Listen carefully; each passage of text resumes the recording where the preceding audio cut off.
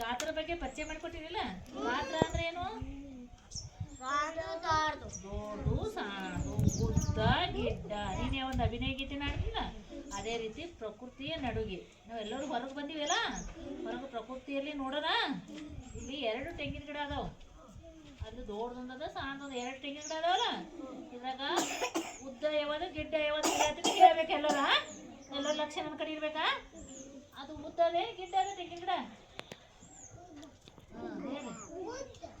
ಇದು ತೆಂಗಿನ ಗಿಡ ಗಿಡ್ಡ.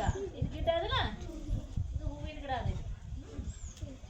ಇದು ಹೂವಿನ ಗಿಡ ಉದ್ದ ದೊಡ್ಡದ ಸಣ್ಣದ. ಅಲ್ಲೊಂದು ಹೂವಿನ ಗಿಡ ಅದ, ಅದು ದೊಡ್ಡದ ಸಣ್ಣದ. ಸಣ್ಣದಲ್ಲ, ಹೌದಲ್ಲ? ಒಂದು ಕಲ್ಲರ್, ಇದು 2 ಕಲ್ಲರ್.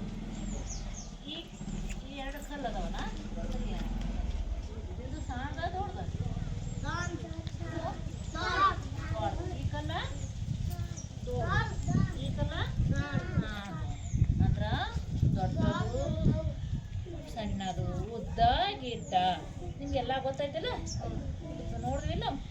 ಜೋರಿ ಚಪ್ಪಾಳೆ